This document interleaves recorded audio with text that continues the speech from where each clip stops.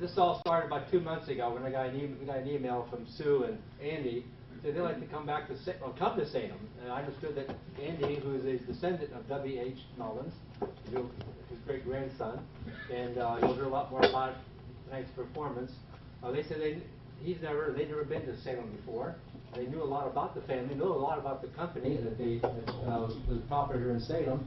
So they wanted to come. So we tried to work out a date when they would come. So here we are tonight, having this program. But you already got a taste of what they can say. I'm going to pull my notes off so I don't forget something.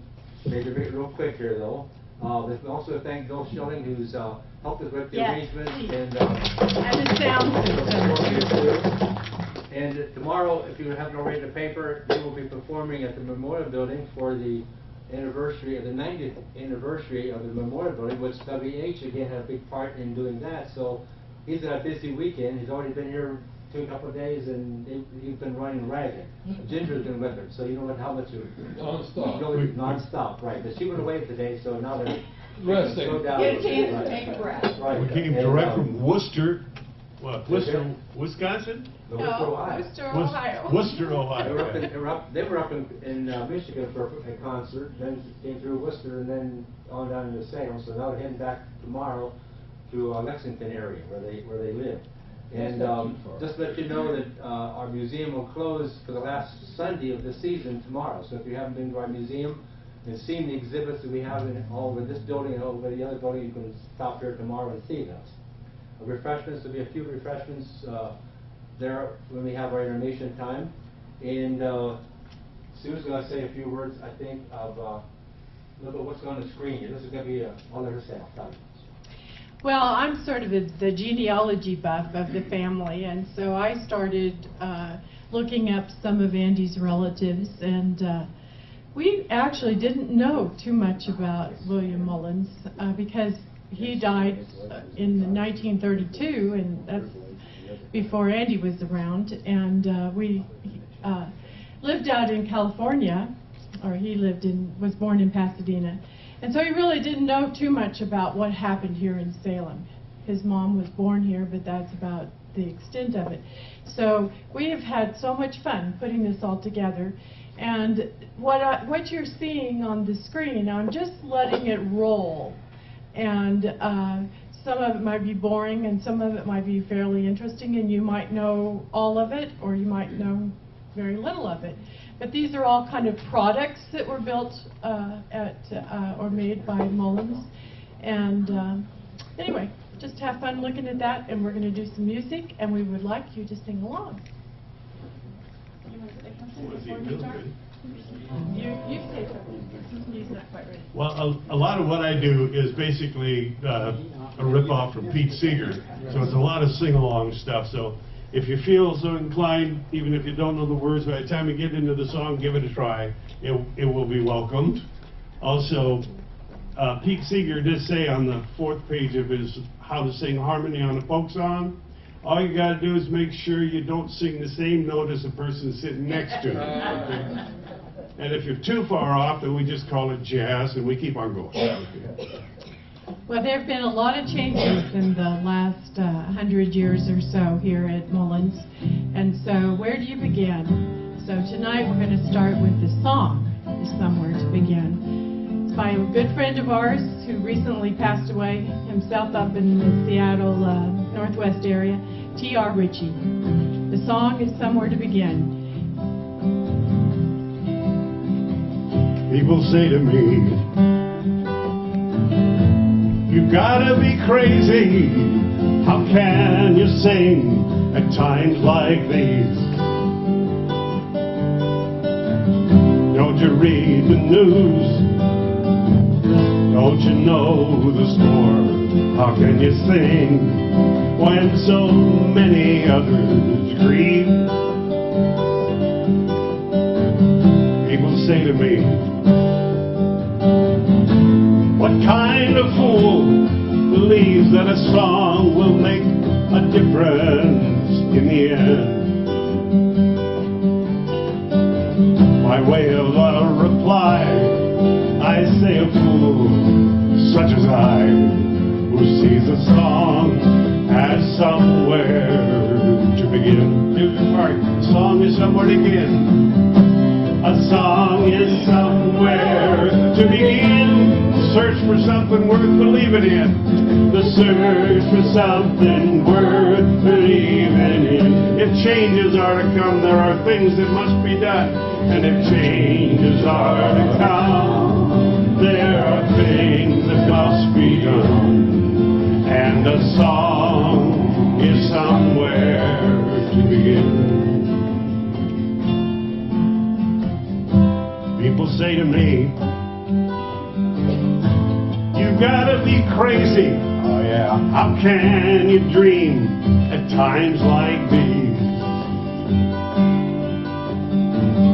Don't you read the news? Hey buddy, don't you know the score? How can you dream when so many others read? People say to me, what kind of fool believes that a dream will make a difference in the end? By way of a reply, I say a fool such as I, who sees a dream as somewhere to begin. A dream is somewhere to begin. A dream is somewhere to begin. Search for something worth believing in. To search something worth believing in. If changes are to come, there are things that must be done. And if changes are to come, there are things that must be done. And a dream is somewhere to begin. Say to me, you gotta be crazy. How can you love at times like these? Don't you read the news? Don't you know the score? How can you love when so many others breathe? People say to me,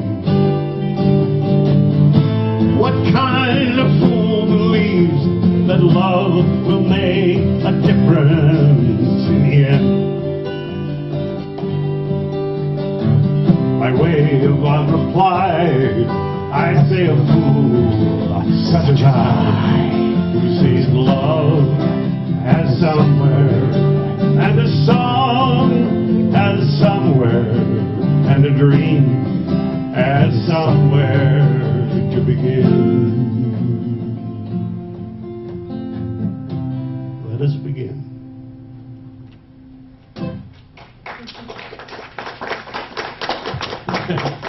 How many of you have Irish roots? Anybody? Yeah? Lots of Irish people? Well, Andy's original relative that was Mullins came from Leixlip, Ireland, and his name was James. And he originally came over to New York, and he went to college there. Surprisingly, I was kind of surprised to find out he actually became a little bit of an engineer.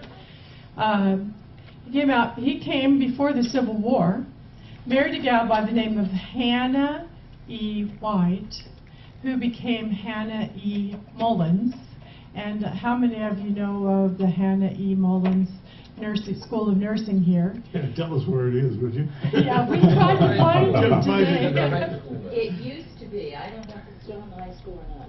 No? I'm not No, being it's big, in moved to Kansas City Center. Center, but the high school, the Board of Education runs it. Well, we didn't find it. But anyway, we do know that he was supportive of that school, of getting it started. So that was named after William Mullins' mother. And she died relatively young. She was only in her 30s when she passed away. And anyway, we were over in Worcester yesterday, and they actually have a beautiful library. How many of you have been there? Anybody? Great Well, library. it's supposedly the 5th best library in the nation. and the second in Ohio. So Ohio has 2 really good libraries. I don't know where the other one is, but Worcester has Well, it's a pretty Worcester nice has a library from really the outside. really good library. And we learned a lot about James and Hannah, and also his second wife, who was Hannah's sister, Lizzie, because Hannah died early, so he married her sister, Lizzie. And they also have another sister, Mary, who was sort of famous because, or I should say her son was sort of famous. Her son was Arthur Brisbane. Has anybody heard of Arthur Brisbane? He was sort of the Rush Limbaugh of the age. He was sort of the Walter Cronkite of his time. Big difference. A very different picture if you say Rush Limbaugh. Well, in the sense that he had an extremely large following, about 40 million people a day. He was the would, first columnist to be syndicated in the newspapers across the United States, and he worked for the Hearst newspaper chain. Very powerful person. And so he was a first cousin to Will Mullins. So some of these kind of connections, I always like them. You know, there's those little pieces coming together of their life. And so that's kind of one that we found out recently.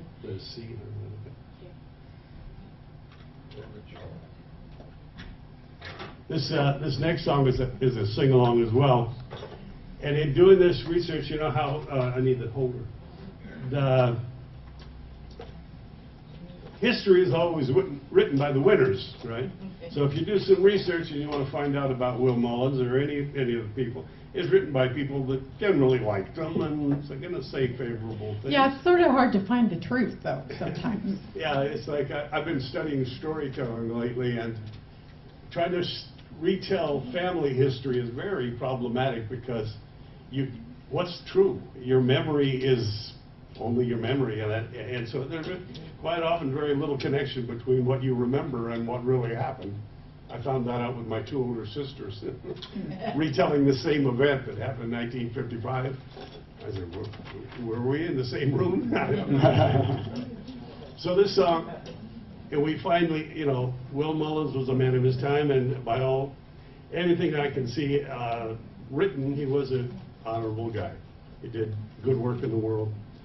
And the family's kind of carried on the tradition of giving back throughout the generations. And I think it started with him. I can't find any evidence prior to him of a very philanthropic approach to life. But he started something that continues into my granddaughter, who is now working with the poor in Greensboro, North Carolina. But does that mean that you're somewhere between the good and the evil? Yeah, that's the name of the song. It's called Somewhere Between the Good and the Evil.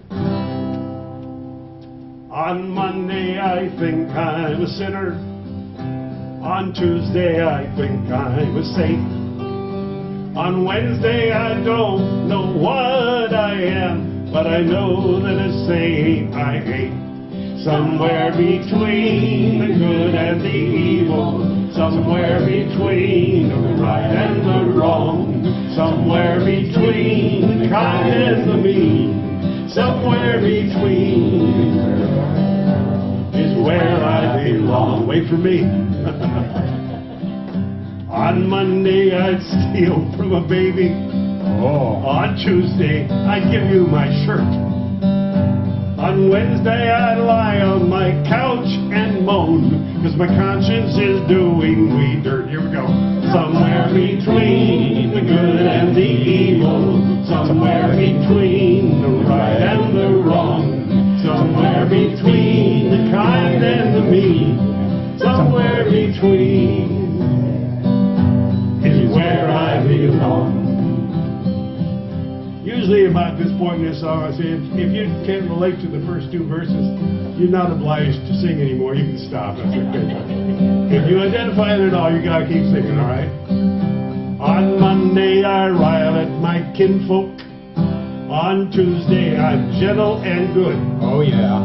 On Wednesday, I wonder and count every blunder and wish that I knew where I stood. Somewhere between the good and the evil, somewhere between the right and the wrong, Somewhere between the kind and the mean, somewhere between is where I belong. Well, I wish I could look at the record to see if it's mucky or clean, to see if I'm destined for heaven or hell, or to drift like a bird in between. Somewhere between the good and the evil, somewhere between the right and the wrong, somewhere between the kind and the mean, somewhere between is where I belong. Very good. Thanks for singing along. That's great.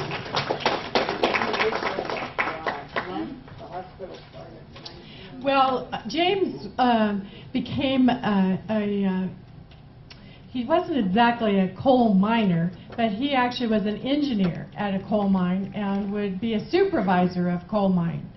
And eventually he bought what was to become the State Line Coal Company in East Palestine, which turned out to be the largest coal company in the state of Ohio for a number of years. And so Will was born in Steubenville. Is it Steubenville or Steubenville? Steubenville. Steubenville. Yeah. Right there on the Ohio River, and spent a few months there. He actually didn't live there very long, but he also lived in Worcester, and they lived in East Palestine. He lived in Wisconsin for a while his dad was managing mines. So he was around the coal industry a little bit. And then his uncle, William, who had come over with James from Ireland, went to work for the Pennsylvania Railroad and eventually became the chief agent, or what, I don't know what they called him exactly, but he was like the chief person for the Pennsylvania Railroad for a number of years. So that's kind of a little bit of the older background, which we're getting further and further away.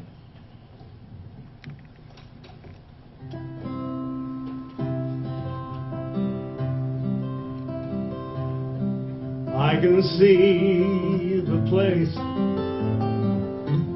I came from. I can hear those sounds right now. I can find the path I used to run. I believe I still know how. I can shake my head, clearing my vision. I can keep those scenes at bay, and I can see the place where I came from, slipping further and further away. I can feel the way I used to feel when the world was small and green, and I can sing the song of soft appeal, and I curl into my dreams. Then I shake my head, clearing my vision. I keep those scenes at bay, and I can feel the way I used to feel, slipping further and further away.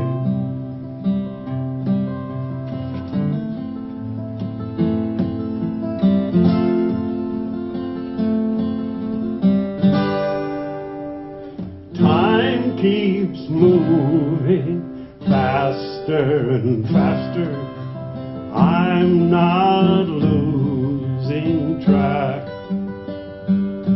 Oh, I'm afraid something's forgotten, so I keep looking back, and I can hear the songs you used to sing, and I swear I won't let go. You were strong and you knew everything before I had to know. Then I shake my head, clearing my vision. I keep those scenes at bay, and I can hear the songs you used to sing, slipping further and further away. Yes, I can hear those songs you used to sing, slipping further and further away.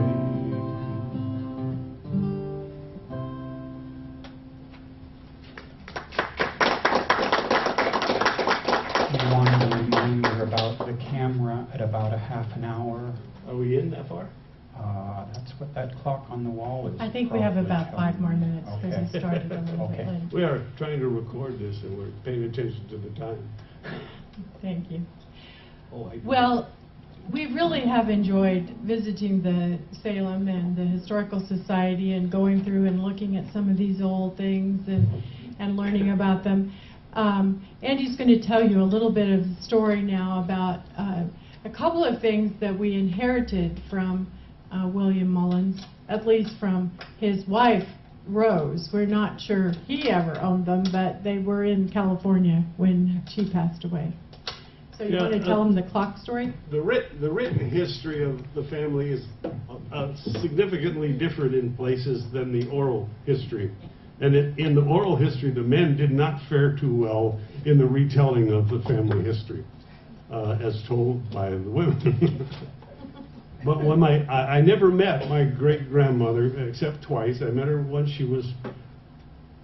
when I was 4 years old. My mother had just had twins, and we were living by the beach in Southern California, and my mother had just had a complete hysterectomy. She had 6 children, 4 of them under the age of 5, and her husband ran off with a produce clerk from the supermarket. And great-grandma Hannah, Bamba we called her, she came to visit. Now, one of the stories that she left Will in 1920 or 19 or around there, one of the stories in the family was that she left because she couldn't stand the fact that he was giving away so much money. She came from wealth before she even married Will, but she said the money should stay in the family, don't be giving it away. Well, he kept giving it away and she left. I don't know if there's a strong connection there or not, but that's one of the stories in the family that didn't show up in the books. But when she came to visit when I was 4 years old, chauffeur-driven limousine, of course, and she pulls up, and my mom is pretty distraught with the situation that she's living through. Husband ran off, 6, oh, I told you that already, but my great-grandmother brought her 6 burial plots to Forest Lawn Cemetery. And my mother just they could cried barely eat and at that cried point. and cried. And she kept crying until she just started laughing. It was like...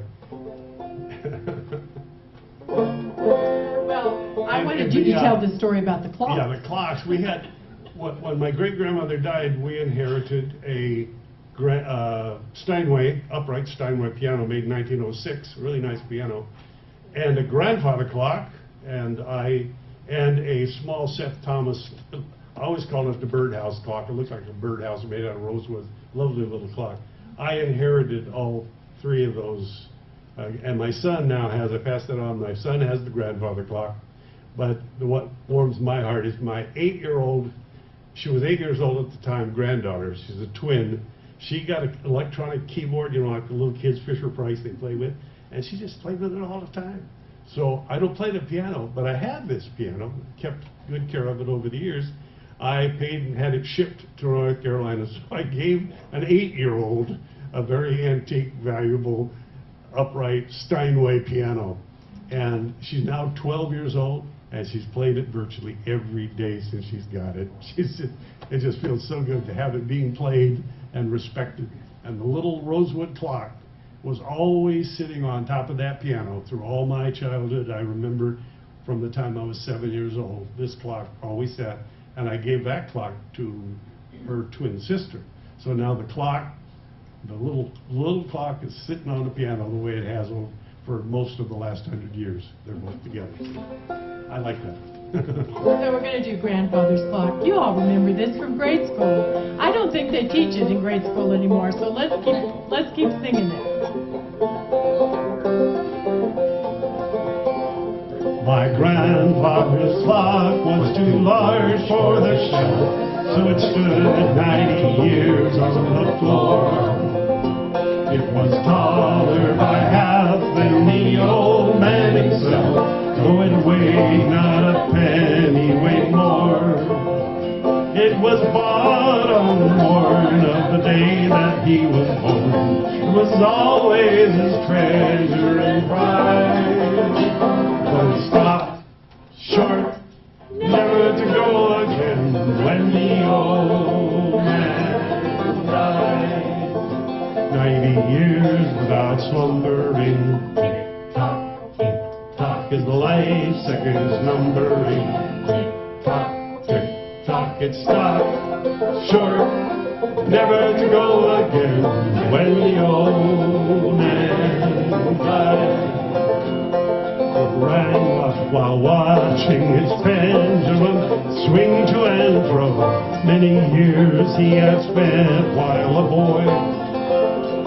Through childhood and manhood, the clock seemed to know, and it shared both his grief and his joy. Well, it struck 24 as he entered at the door, with his beaming and beautiful bride. Stopped short, never to go again when the old man died. Well, it rang an alarm in the dead of the night, an alarm that for years has been dumb. And we knew that its spirit was pluming its flight, that his hour of departure had come. Still the clock kept the time with a soft and muffled chime, when he silently stood by his side. But it stopped short, never to go again when the old man died. Yes, it stopped short, never to go again when the old man died. I do that song a lot for kids camps, and they call it the TikTok song. Yeah. Oh, yeah. Well, I'm actually from Kansas. I grew up in a rural environment, in an agricultural area of southeastern Kansas. And this is really one of the first times that I've had a chance to actually visit up into the industrial areas of the country, where there's lots of factories and different things. That's kind of unusual for me to see all the factories that were here in this little town. I'm used to maybe having one factory in a town. And the railroad was huge here. The railroad was extremely important to the Industrial Revolution that happened at that time. And so in moving the coal, they needed the railroad, so that even emphasized and moved it faster. So as far as we know, the State Line Coal Company was a pretty good coal company as far as the way it treated its employees. It didn't have a lot of injuries or deaths during the time, at least, that James Mullins owned it. But we certainly know that that period of time there was a lot of people that worked in the coal mines that had suffered quite a bit from injuries and stuff. So what we want to do today is sing the 16 tons to memorialize.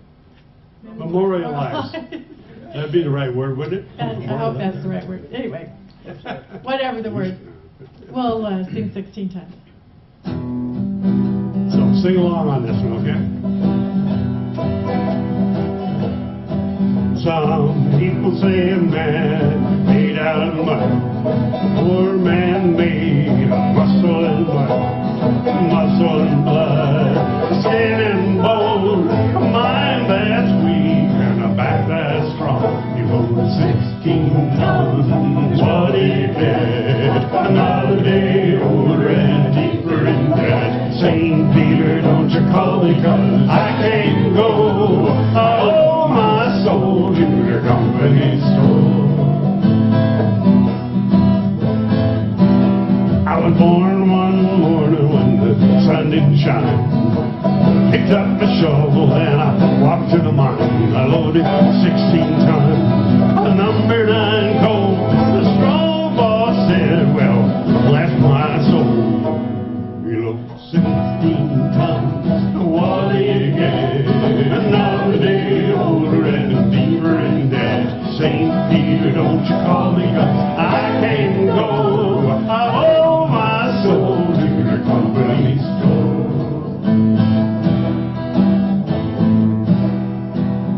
I was born one morning, drizzling rain, fighting in trouble with my middle name.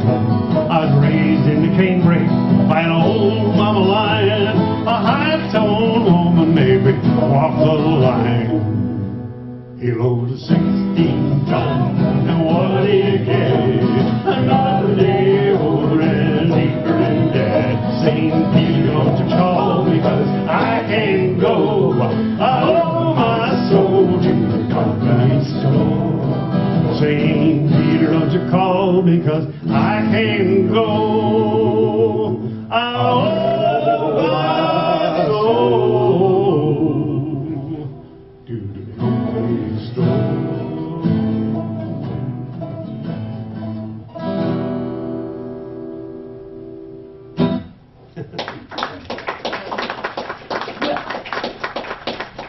Thank you.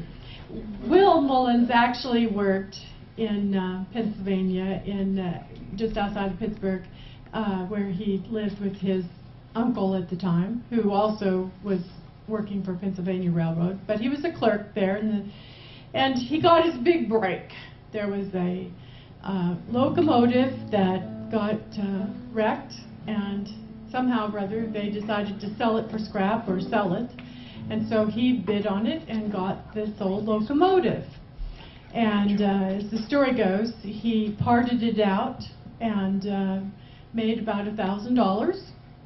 And that was his amount of money that he took over to Salem. Actually, the company that became Mullins was already here and in existence.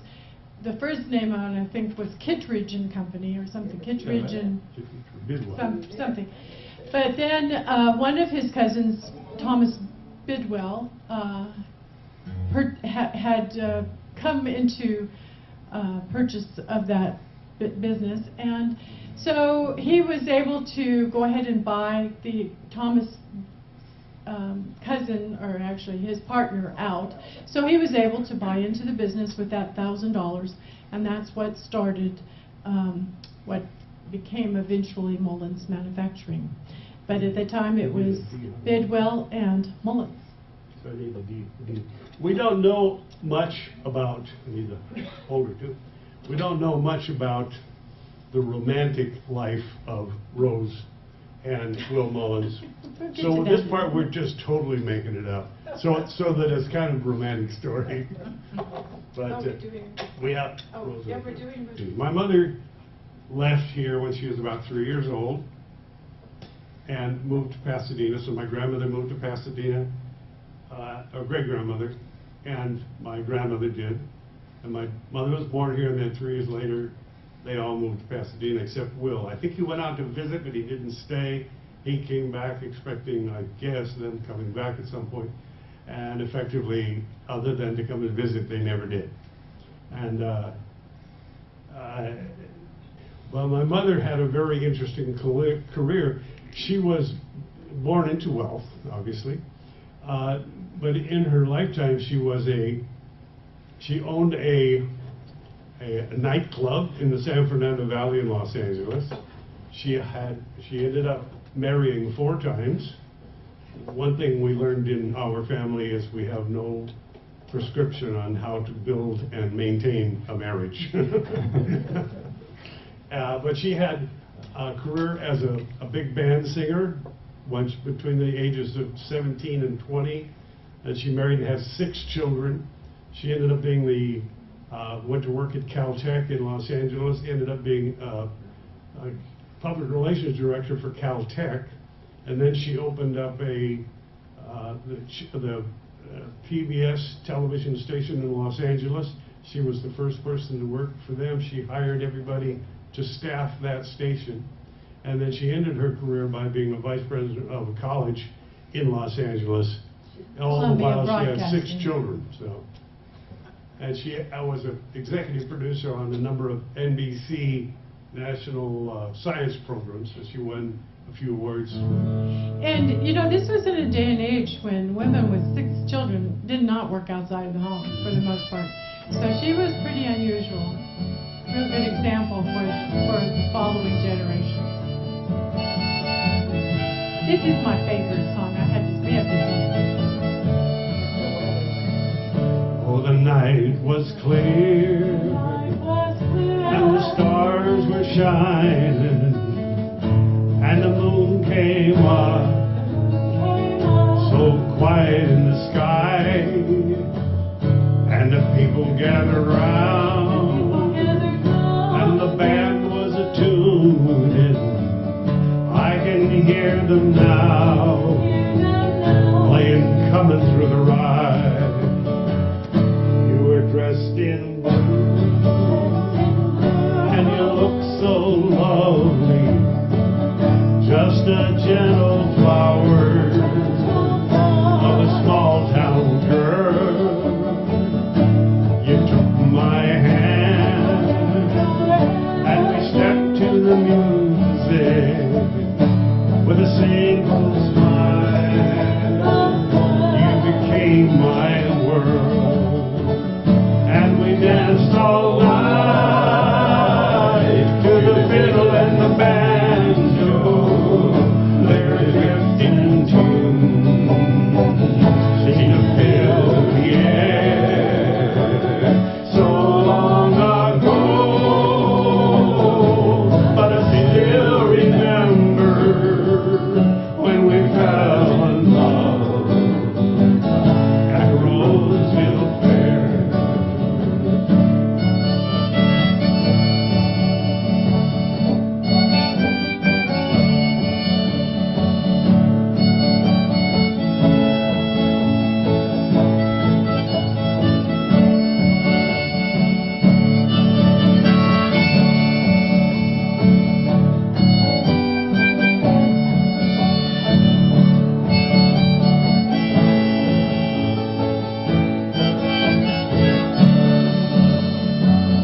Well, we courted well,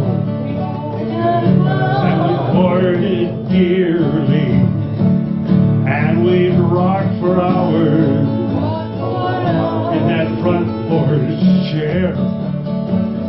Then a year went by from the time I met you, and I made you mine at the Roseville Fair. So here's a song for all of the lovers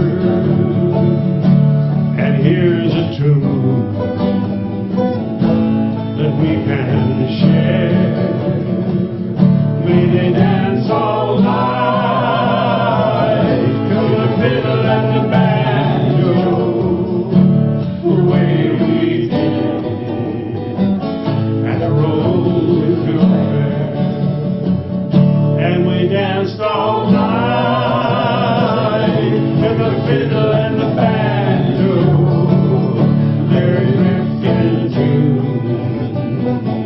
Sing the fiddle, yeah, so long ago,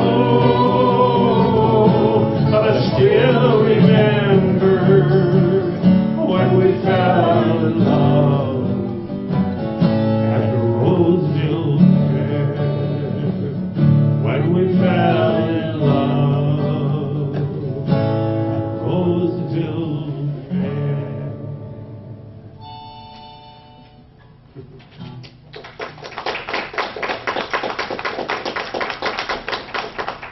You never know how people's lives come to intersect.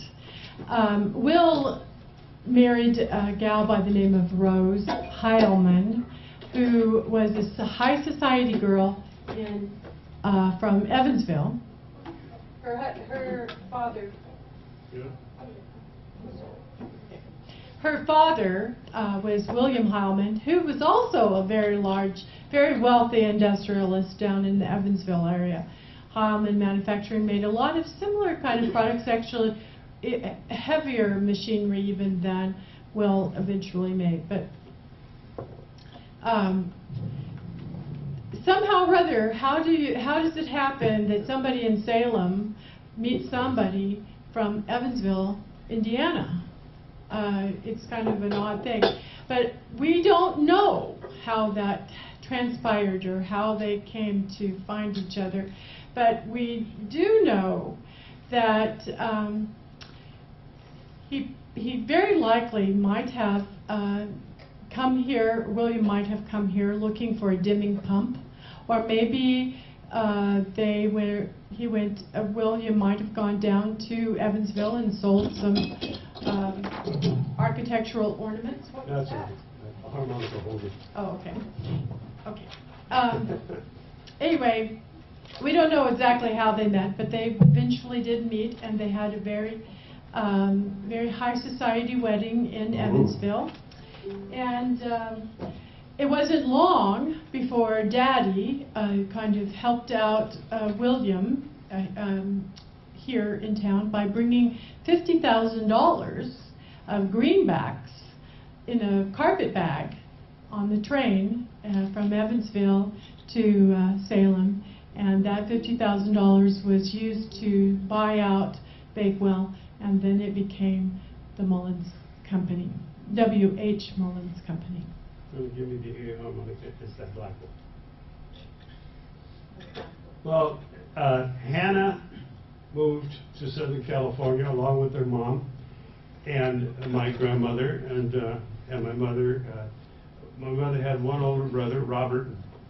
Oh, let me think. Older too. And one younger sister. And if you ever really wanted to read the interesting history of any of them, Hannah, the daughter, my great aunt. She was a character. She was the flapper roaring back 20s. in the roaring 20s, that kind of stuff. She even shot one of her boyfriends, and she, well, he probably deserved it. I don't know. Well, she ran away. She was in boarding school in Washington, D.C., and she ran away when she was 14 years old and got married. So she was quite a character.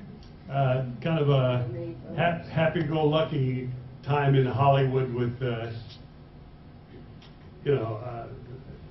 Oh yeah, roaring 20s and all that. She eventually bought a farm out in Ventura County and raised racehorses, and that was what she did mainly in her life. But her house is still standing right next to does anybody know where the Will Mullins property was located on Lincoln? Well, her house was right next door. That was hers. And I found out while we were here, Ginger told me that was actually a box kit house. It wasn't a Sears house. I don't know what the name on it was, but it was a box kit. But we do another song now that's kind of in that era, probably from, I think it's from a Disney movie, Zippity Doo Dah. So you can help us sing that, okay? I needed to play that so I could show you my ukulele. Zippity Doo Dah, zippity hey. My, oh my, what a wonderful day. Plenty of sunshine headed my way. Zippity-doo-dah, zippity-yay, Mr. Bluebird on my shoulder. It's the truth, it's factual, everything is satisfactual. Zippity-doo-dah, zippity-yay, wonderful feeling, wonderful day. Now here's a Instrumental break? yeah, instrumental break. Here we go. What is it? What? This is slipping down. We're gonna do this right. No, take two. Keep banging. Okay.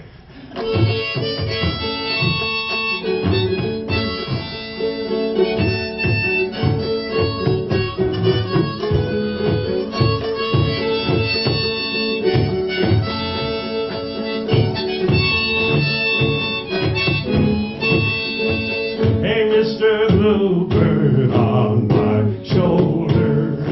It's the truth, it's actual, everything is satisfaction. Zippity-doo-dah, zippity-yay, wonderful feeling, wonderful day.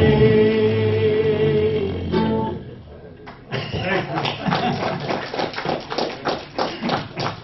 you. You know, Bill was wonderful. We just, I don't know how we found out. Well, I know David mentioned about Bill, and he says, we have this person that might be able to help you a little bit or kind of get you situated. And let me tell you, it would be impossible to do this without him. So everybody give him a big round of applause. Thank you. A lot. I'm enjoying myself, too. You probably couldn't tell. Well, I don't know how many of you have been able to see the pictures as we go through, but a major part of the Mullins business at the beginning especially was the statuary business. And I'm sure you've all heard of Diana, but there are many statues around the United States.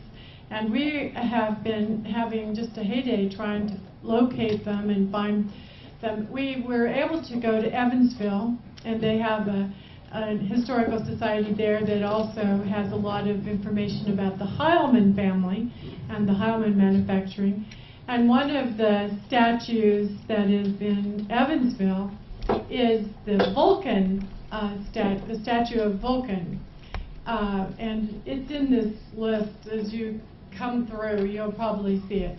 But they have just recently completely refurbished this statue, and they have it as a main part of their historical society in Evansville. So if you happen to get to Evansville, I encourage you to take a look at that.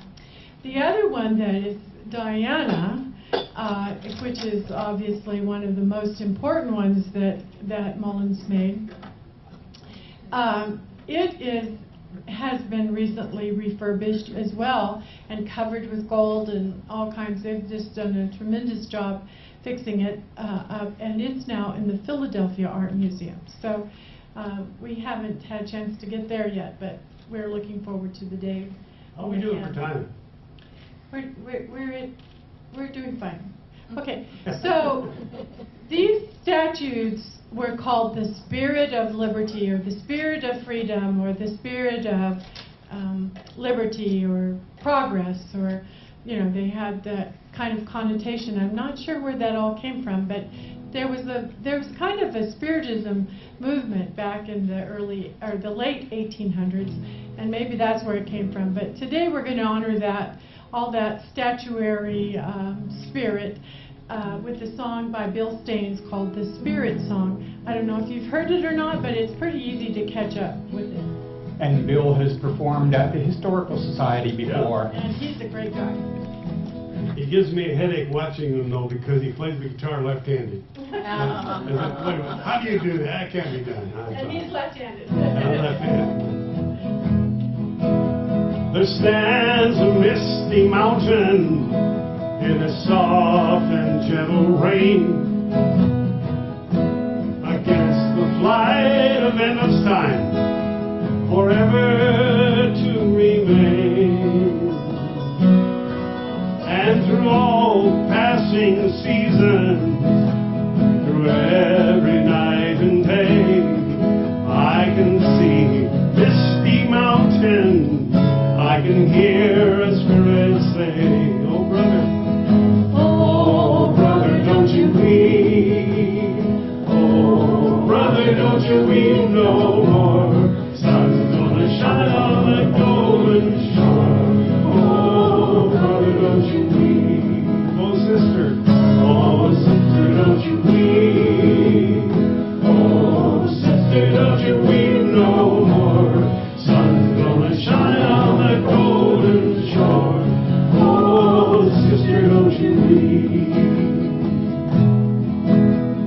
rocky roads of trouble, down the twisted paths of pain. Sometimes it is a struggle, and sometimes we come up lame. But with children on our shoulders, we can face another day. And through their eyes of innocence, I can feel the children say, "Oh, Father, don't you weep. Oh, Father, don't you weep no more. Sun's gonna shine on that golden shore. Oh, Father, don't you weep. Mother, oh, Mother, don't you weep. Oh, Mother, don't you weep no more. Sun's gonna shine on that golden shore. Oh, Mother, don't you weep." So when there's music all around you, and you just can't seem to hear, the answer's right above your head, and it never comes up clear. And when there's darkness all around you, it's hard to know and to understand. But there's a heart out there that loves you, and there's a promise in your hand. Oh, people, don't you weep. Oh, people, don't you weep no more. Sun's gonna shine on a golden shore. Oh, people, don't you weep. Oh, people, don't you weep. Oh, people, don't you weep no more. Sun's gonna shine on a golden shore. Oh, people, don't you weep.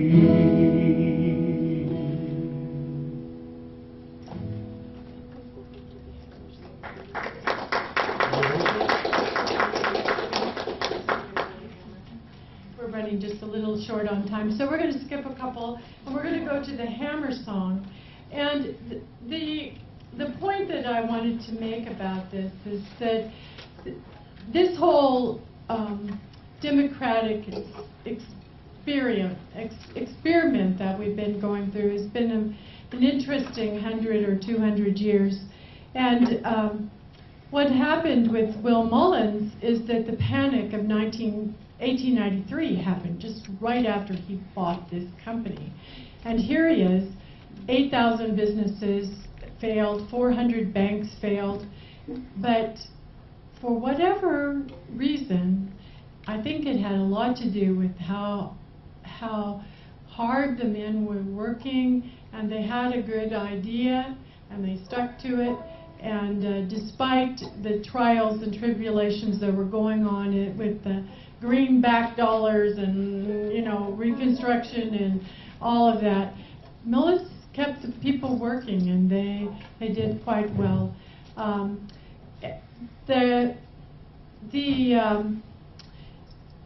About at the turn of the century, there were a number of labor disputes that started hitting, but they didn't really affect Mullins too much in the early years.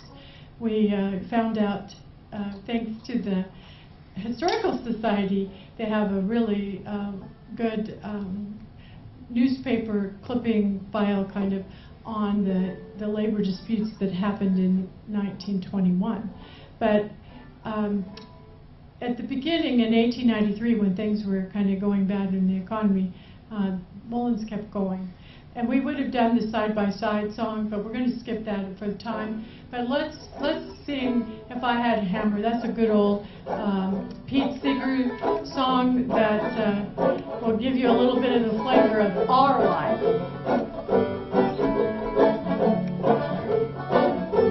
If I had a hammer, I'd hammer in the morning, I'd hammer in the evening, all over this land. I'd hammer out danger, I'd hammer out warning, I'd hammer out love between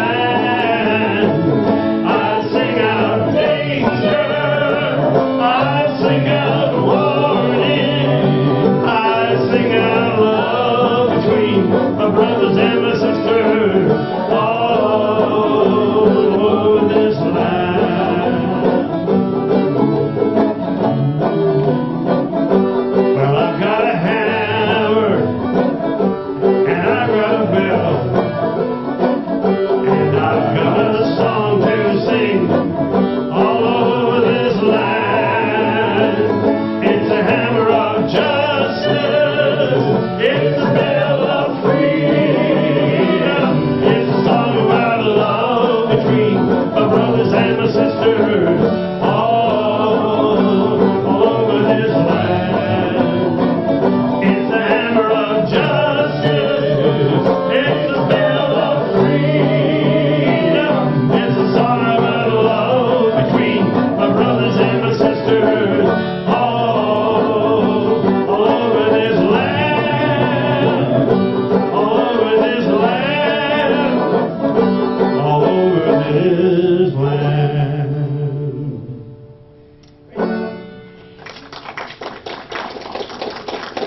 Let's take a little break and make sure that you hit the table over there for some goodies, and the bathrooms are back through that door there. And let's try not to take too long because we don't want to keep you here all night. So maybe about 10 minutes, and then we'll start up again. You want to see if you can make that disc player play now? I will see if I can get that playing, yes. And just one quick thought from my point. On Thursday, November 6th, there will be another concert in here, in this room. That one's sponsored by Dulcimore as part of our fall concert series, and it features Vermont singer-songwriters Cindy Mangson and Steve Gillette. Going to be a wonderful time. They both play guitar. She plays concertina and other things. So hopefully some of you can come out and join us that evening. Steve Gillette, that would be great. I haven't seen him 7 in years. p.m. He's great.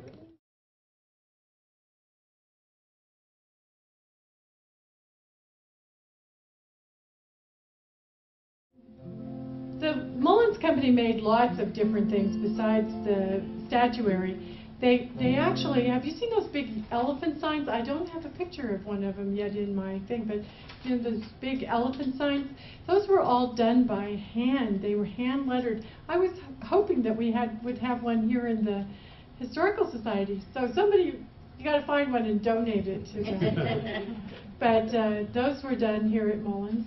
And there's quite a story. How many of you have heard about the unsinkable boat story of Mullins? I won't bother to tell it again, but he did go hunting and his boat sank, and so he came back and they ended up making 100,000 unsinkable boats.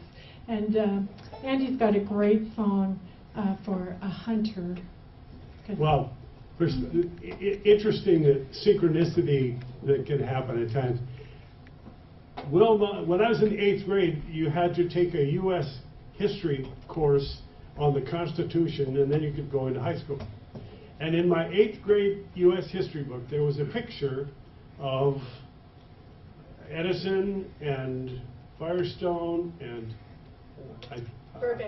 Leonard Burbank and a few other people, the vagabonds that went hunting every year.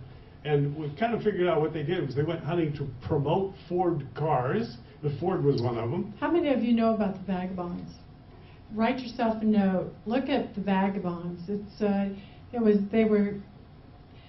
Ford used it as a advertising campaign. And so did Edison. He filmed the whole thing with his new camera. So they were promoting the motion picture camera, and also Ford vehicles could go out into the woods. But as luck would have it, Bill's got something to say in this regard. Yeah. What did your dad do? And excuse me, I need to turn myself on. Okay, now I'm turned on. I'm not going to touch that. Good for you.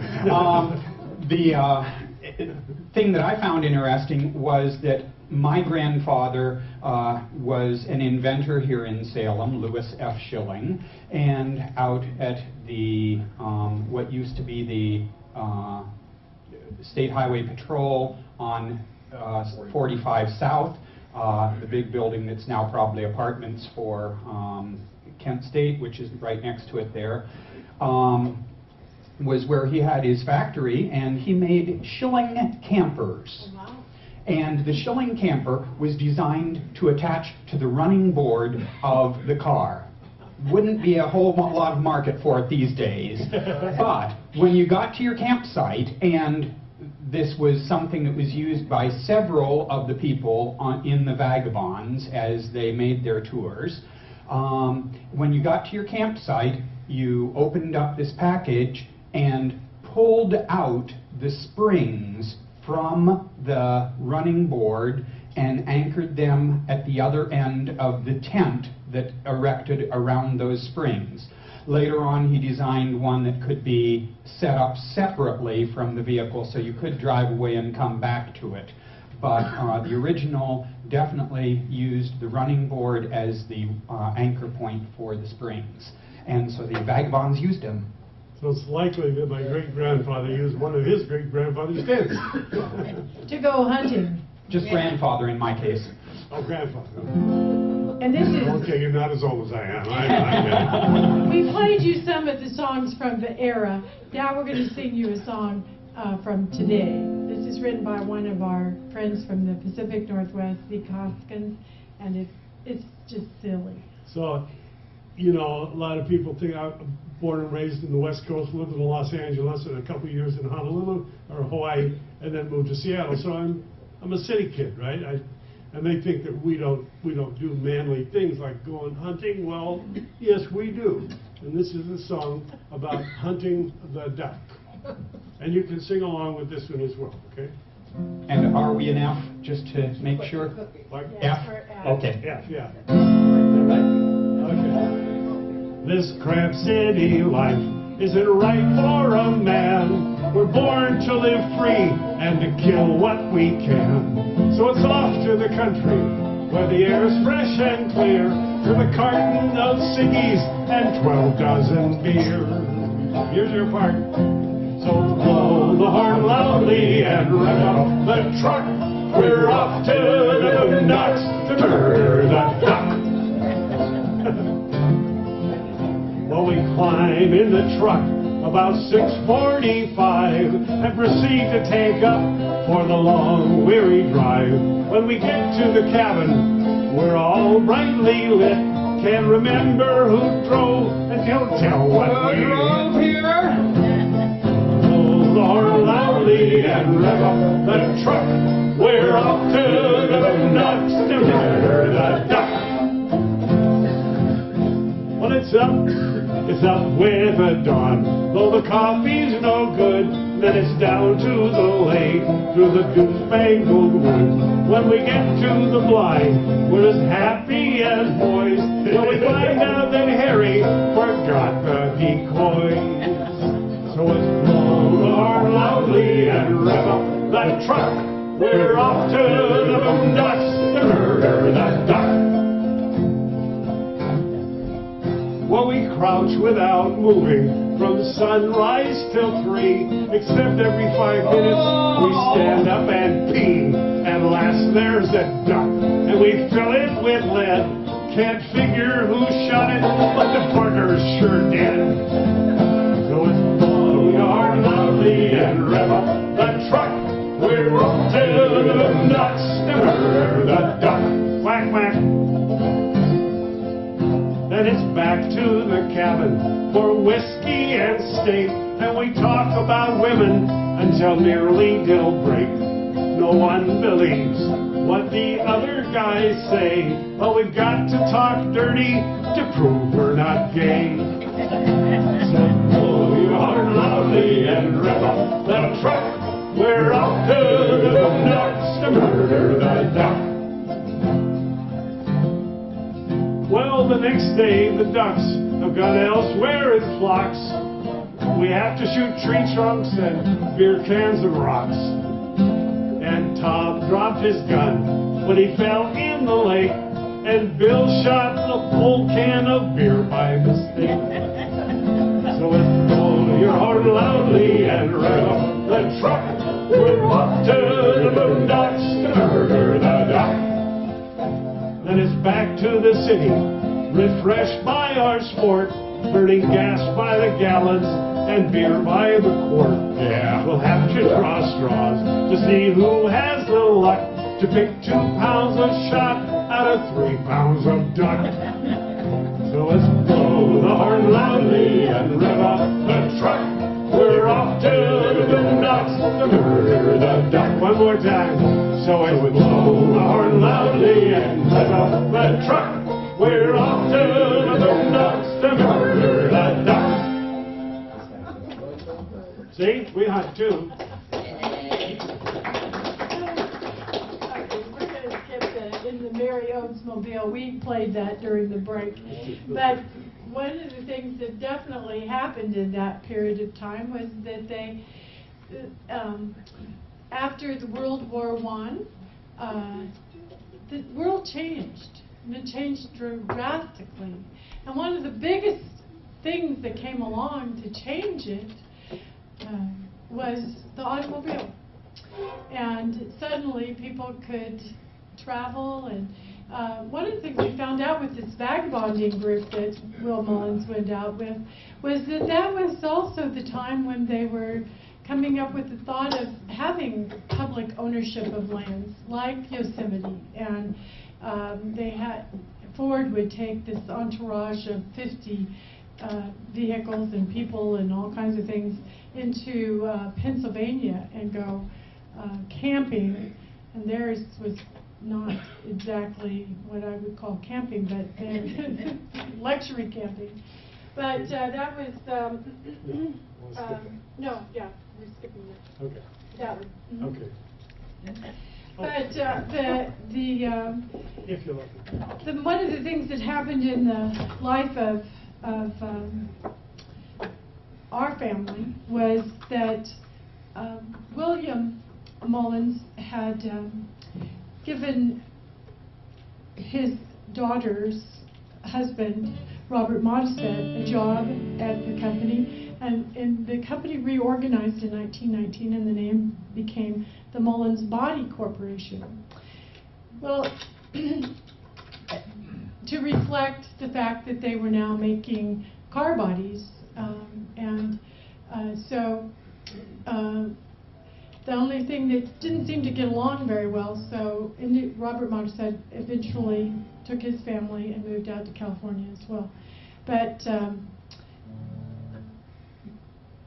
the automobile was the big thing of the stage, and Andy's grandmother happened to like this song, and so we're going to sing that to honor her. If You Love Me. Maybe there's a story in the family about Arthur Brisbane was a big columnist around the turn of the century into the 1930s. He was first cousin in the family.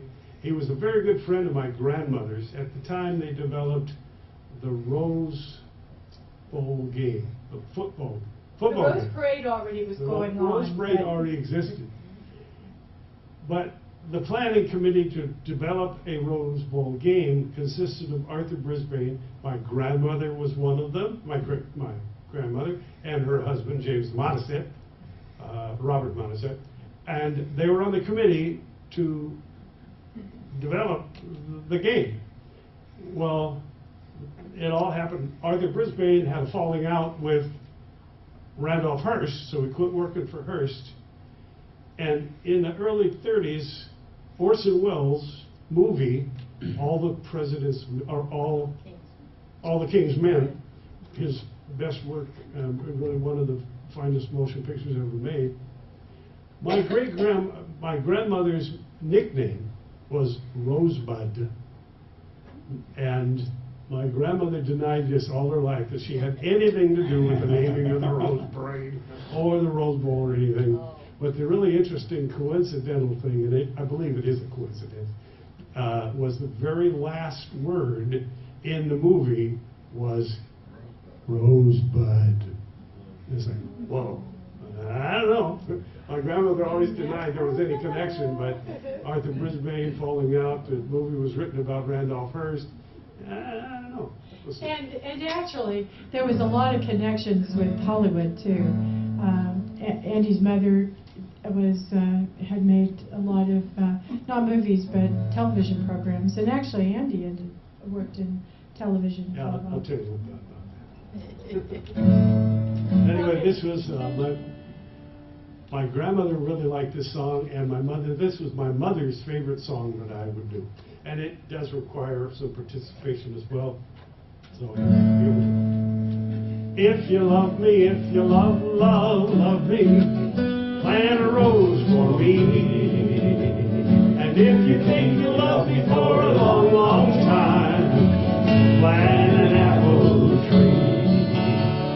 the sun will shine, the wind will blow, the rain will fall, the tree will grow, and whether you come, whether you go, I'll have an apple and I'll have a rose, slowly to bite and nice to my nose, and every juicy nibble will be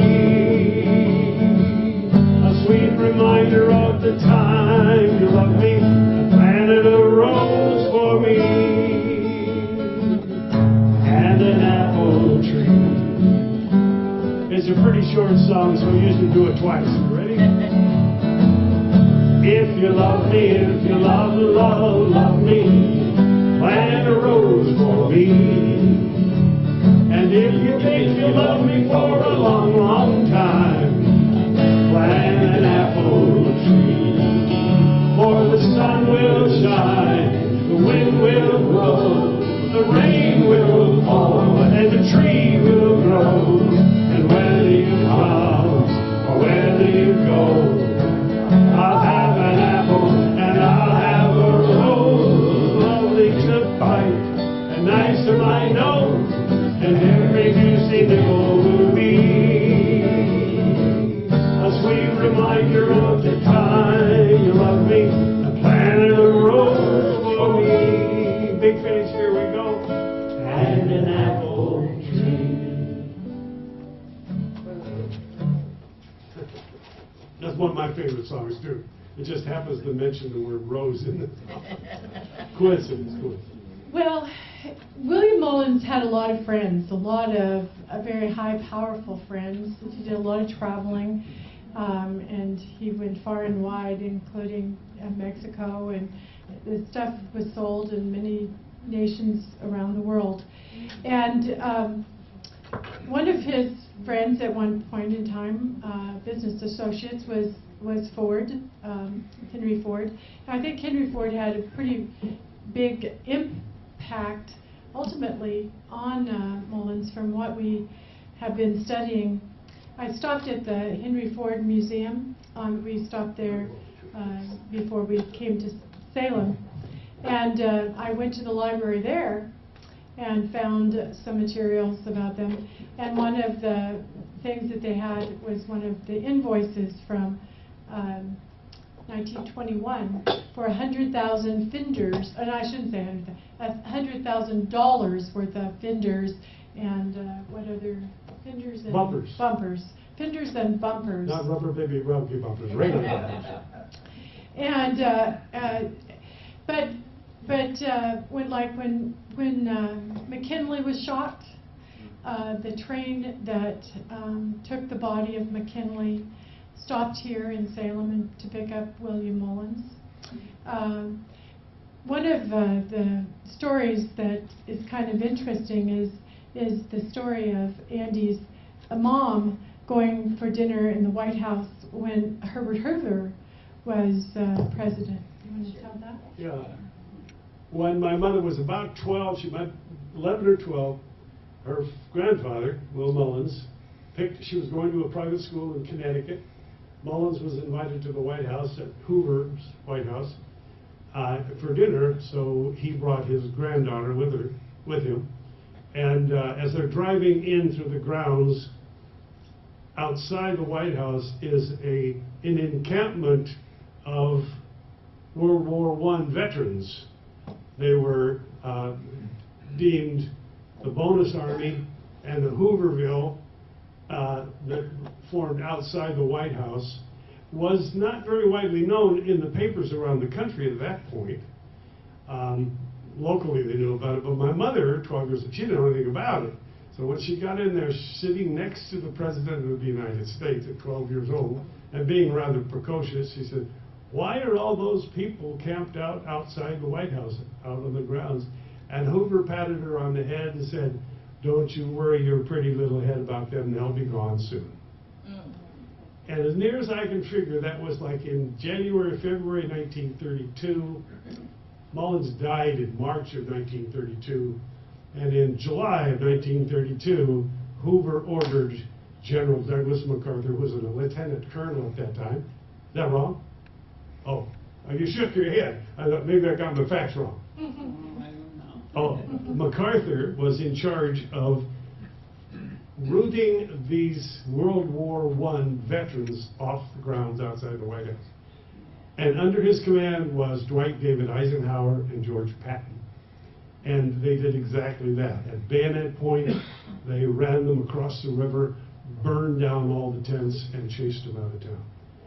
Very ugly history of our country. And when the soldiers started coming, the people in the camps and the people in downtown D.C. were cheering because they thought there was soldiers were coming to support these people. They're men and women and children. Something like 17,000 people at one point. And MacArthur was in charge, and to Eisenhower's credit, he objected to them doing that. But he was under MacArthur's command. But the interesting thing about what MacArthur did, they ran him across the river. He was told by Hoover to stop when you got him across and leave him alone. MacArthur did in 1932 what he did in 1951. He disobeyed the president and kept pushing them away. And that's why Truman fired him, because he was told to stop at the 51st parallel. He didn't do it. He kept going. He disobeyed the president of the United States, so they fired him. He should have been fired in 1932 because he directly disobeyed orders from Hoover. So interesting. And the Wobblies were there at some point, the IWW workers of the world, and it was a very tumultuous time. And actually, when Roosevelt got into office, he didn't, the bonus money that they wanted was a bonus they were promised if they joined the military and fought in World War I. That they were supposed to be paid that money 25 years later after the war. Well, then the Great Depression came, and all the people said, hey, we don't have any jobs. You owe us this money. Pay us early. And there were people protesting. The bonus armies sprang up all over the country trying to get the government. The government never did pay it. Under Roosevelt, they didn't pay it either. But Franklin Roosevelt did one thing. He sent Eleanor Roosevelt out there to talk to them. And what she brought with her to talk to the bonus army people were jobs. WPA, CC, and Bonneville Power Administration brought jobs. Said, we can't pay you money because the government doesn't, but we can give you jobs. So they went home. Awesome. Well, the stock market crashed in 1929, and about that same time, Mullins was starting to get ill, and the mantle had been changed over. C.C. Gibson became president of the corporation. I think Mullins remained on the board, but it was starting the passing of the baton. And one of the things that I just found out last night at dinner, and who knows, we don't know exactly why Mullins went to dinner at the White House with Hoover, but we found out that that this area was like the major beginnings of the Red Cross, and he was on the board of the original Red Cross in the United States. And so it's very possible, since that was right in the Depressionary times, that they were there on some Red Cross kind of thing. Because his mother, throughout her entire life, was extremely supportive of the Red Cross. We didn't know until we came here and put those two connections together. Trying to figure this, we came here with more questions than we had answers about the family. And I'm trying to find a thread through the generations. The only thing I could find is that prior to William Mullins, one back was Heilman, William Heilman. There's no evidence that he was particularly philanthropic, but William Mullins was definitely. And the telling thing about him is that Ford and Mullins went through the same labor union struggles. They were both deeply offended by workers that went on strike. Their feelings were hurt because they would make efforts to find out what their employees needed for Christmas and get it for them. That was early on in both Ford Company and with Mullins. Well, when you're on the same level working with the workers on the plant floor, you know your employees, you know their names, you know their family. When you're 3 stories up in management, you no longer have you don't even know who they are. So then the union stuff started to develop, and when that happened, I'm sure that Mullins felt the same as Ford, and Ford was deeply insulted by the workers. I gave you jobs, I've provided you a living, and look what you're doing. You're trying to, so he resisted, and Ford never backed down. He became very embittered and anti-union and stayed that way all his life. Mullins went the same course for a little while, but the strike happened in March of 1921, and it ended in July of 1921. So he did some not so good stuff as far as the union goes, but he didn't get so embittered, and by the time 6 months had passed, he had given the money for the War Memorial Building. He was a philanthropic person at heart, and he didn't stay angry and embittered by the union struggles that he deeply resented. He didn't stay there, to his credit. And his daughter, my grandmother, at Christmas time, she would bring us Christmas presents when I was a little kid. And we would be required, with my grandmother, to take one of the brand new presents that we got with her and go to give away to some homeless kid or somebody that didn't have a Christmas. We had to give away one of our Christmas presents to this organization. And she took, every year she would take us. And one year she gave me a Tonka tow truck. Remember Tonka trucks? Great little trucks, right? Well, for a 7-year-old, this is cool, right?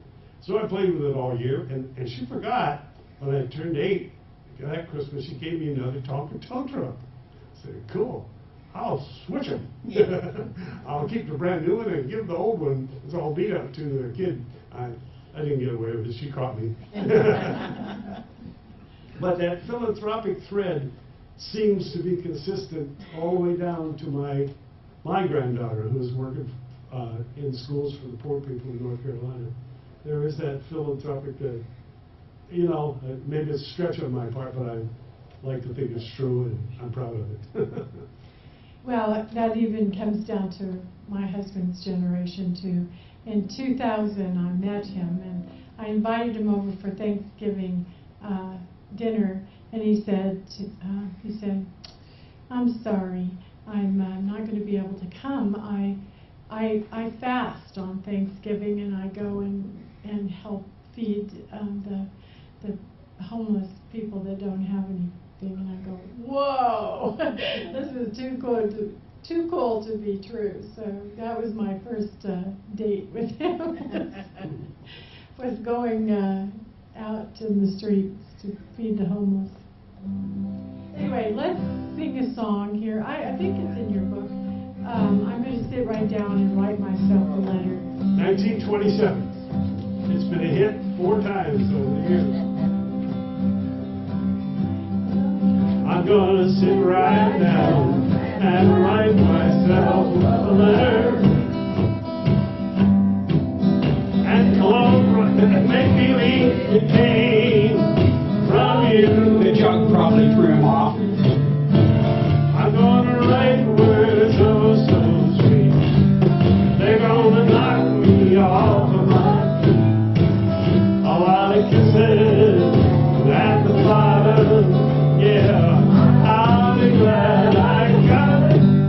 I'm gonna smile and say, I hope you're feeling better. And close the way you do. I'm gonna sit right down and write myself a letter.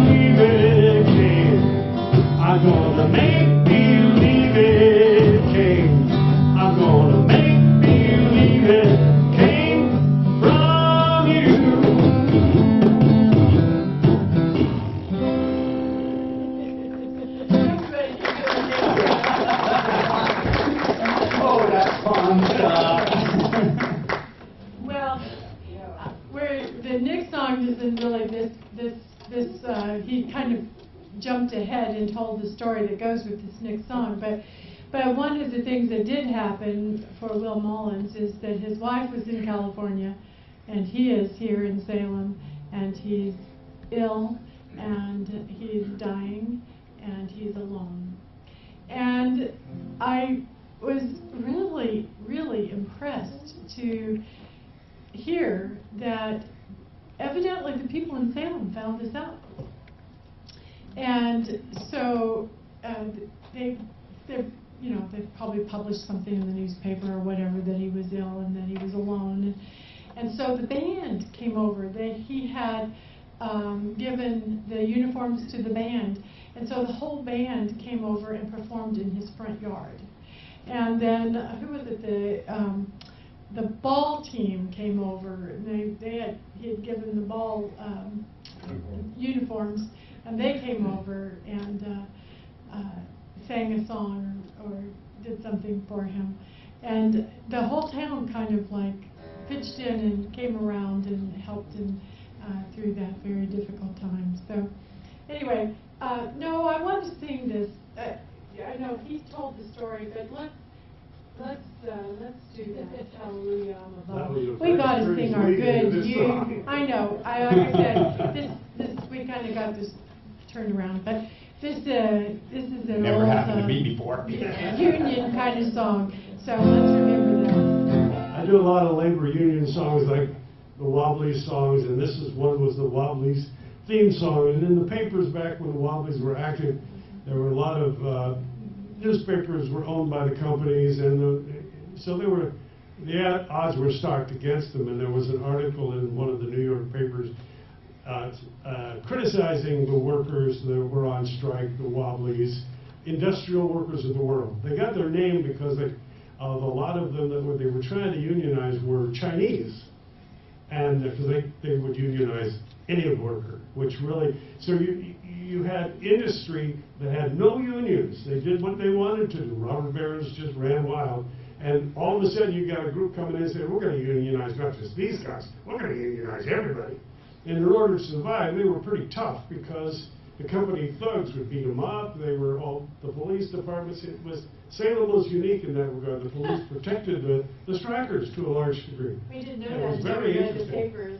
But anyway, I do this song. It was a tongue-in-cheek, sarcastic song. It was the theme song for the Wobblies. Oh, why don't you work like other men do? How the hell can I work when there's no work to do? Hallelujah, I'm a bum. Hallelujah, bum again. Hallelujah, give us a hand out to revive us again. Oh, I love my boss, and my boss, he loves me. I guess that's the reason why I'm so hungry. Hallelujah, I'm a bum. Hallelujah, bum again. Hallelujah, give us a hand out to revive us again. When the springtime does come, oh, won't we have fun? We'll go off these jobs and we'll go on the bum. Hallelujah, I'm a bum. Hallelujah, bum again. Hallelujah, give us a hand out to revive us again. If I was to work and save all that I earn, I would have plenty of money and money to burn. Hallelujah, I'm a bum. Hallelujah, bum again. Hallelujah, give us a hand out to revive us again. Hallelujah, I'm a bum. Hallelujah, bum again. Hallelujah, give us a hand out to revive us again. Yeah, all right.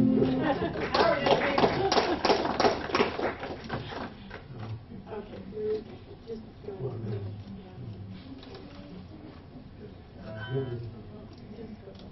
This,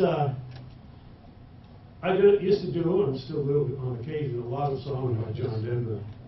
And this is one that he wrote for Buckminster Fuller, and the title of the song is What One Man Can Do. And it seemed appropriate to honor my great-grandfather. He did a lot in the world, and anyway, the theme of this song is What One Man Can Do. I suppose there were those who say he had it easy,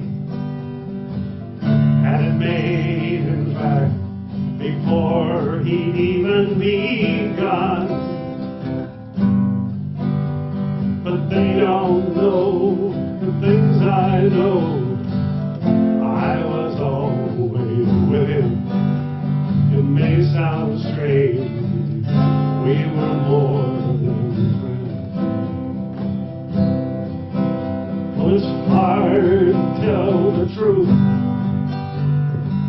when no one wants to listen, when no one really cares what's going on. And it's hard to stand alone when you need someone beside you. Your spirit and your faith must be strong. What one man can do is dream. What one man can do is love. What one man can do is change the world and make it young again. Here you see what one man can do. As shaded as his eyes might be, that's how bright his mind is. That's how strong his love for you and me. A friend to all the universe, grandfather of the future. He's everything I would like to be. What one man can do is dream. What one man can do is love. What one man can do is change the world and make it young again. Here you see what one man can do. What one man can do is dream. What one man can do is love. What one man can do is change the world and make it work again. Here you see what one man can do. Here you see what one man can do.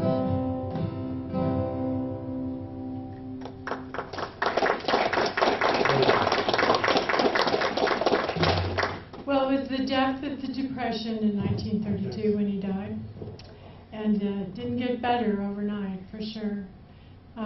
And C.C. Gibson took over, and they kept the men working as much as they could. There were lots of people who were unemployed at that time, but generally speaking, for the most part, Mullins was able to keep going a little bit. But they knew they needed something, and they needed it fast to be able to bring themselves out of this. And on top of everything, C.C. Gibson dies in 1937. And so what next? What to do? And that's when they ended up merging with Youngstown. What's the name of the company now? American Standard? No, it wasn't American No. Standard then. Yeah. No, darn. Anyway, they merged. Yep. And Those other guys. yeah, it was Youngstown Kitchens, but that's what the product came.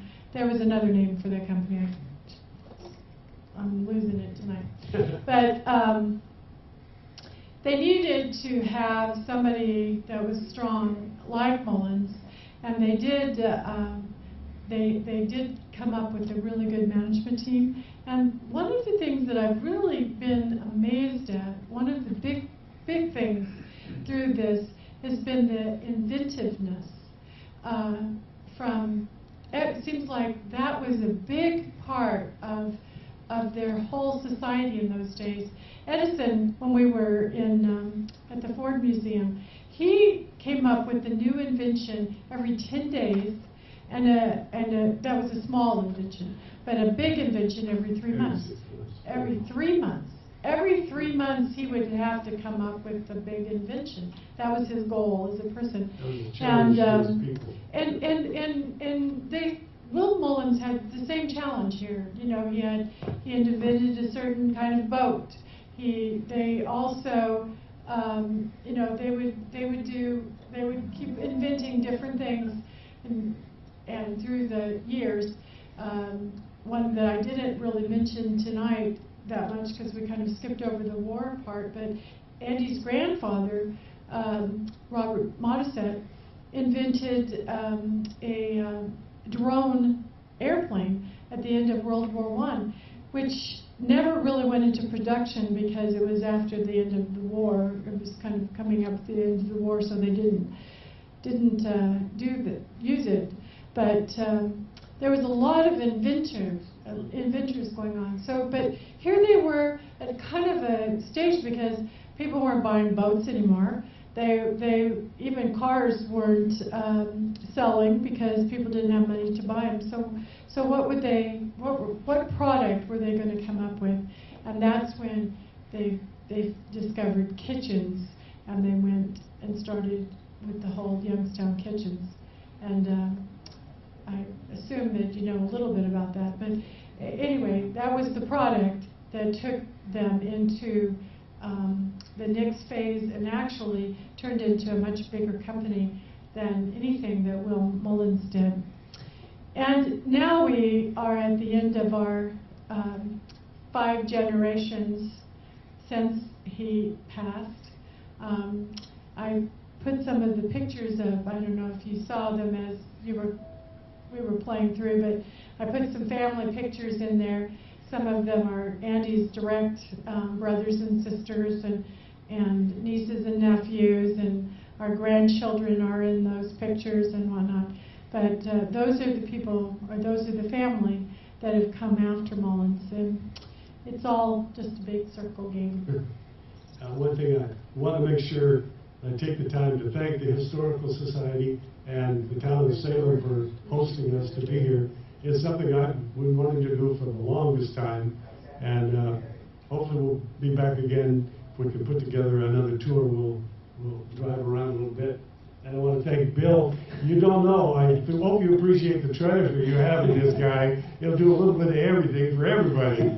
And most small towns that I go to, they don't have this kind of guy, so pay him well and keep him happy, okay? You don't want him to The other thing I neglected to tell you anything about it, I kind of teased about it. I worked in Hollywood as a sound engineer for a number of years.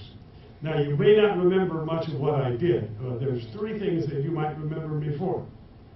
The Pillsbury Doughboy, you know, the little puffy stuff guy, when they poked him in the tummy, I was the audio engineer that recorded that voice. I wasn't the voice. Yay!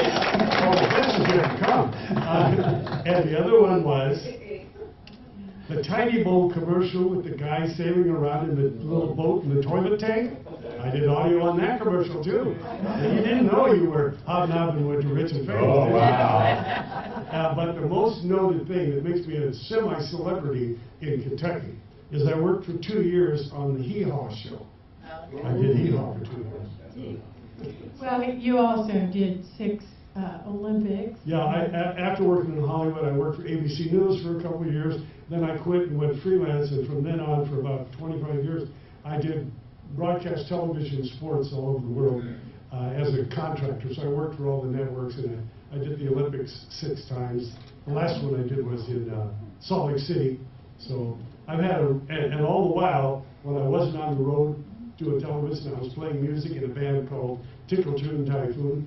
So I never really cared if I made a lot of money playing music, because I made a lot of money doing television.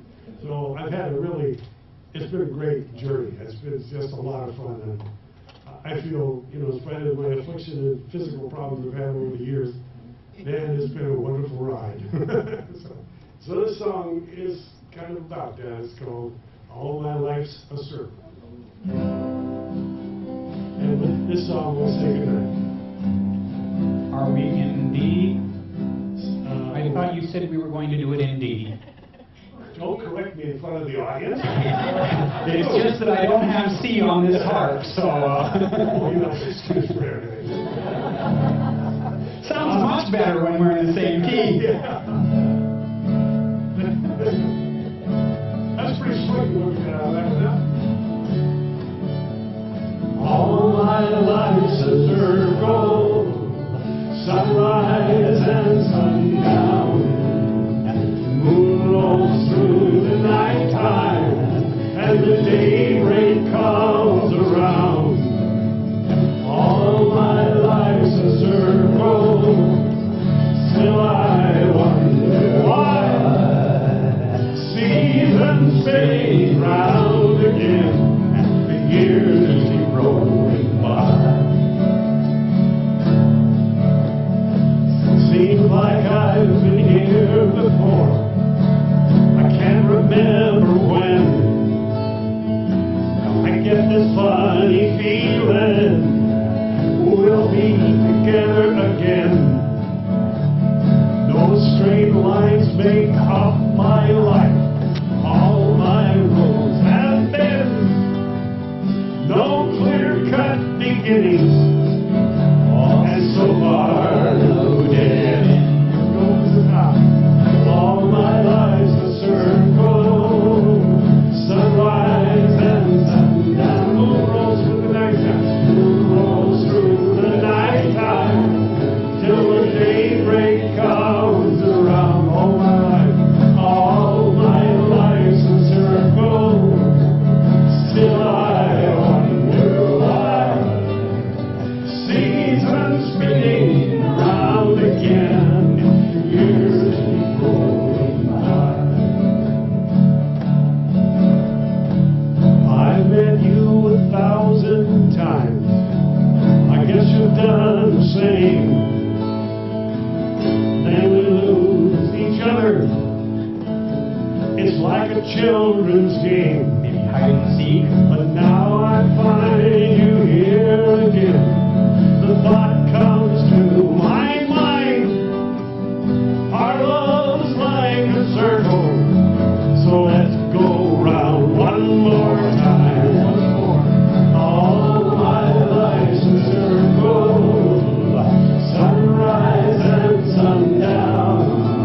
The moon rolls through the nighttime, till the daybreak comes around. All my life's a circle, still I wonder why. Seasons spinning around again, the years keep rolling by. Seasons spinning around again, the years keep rolling by. Well, once again, thank you.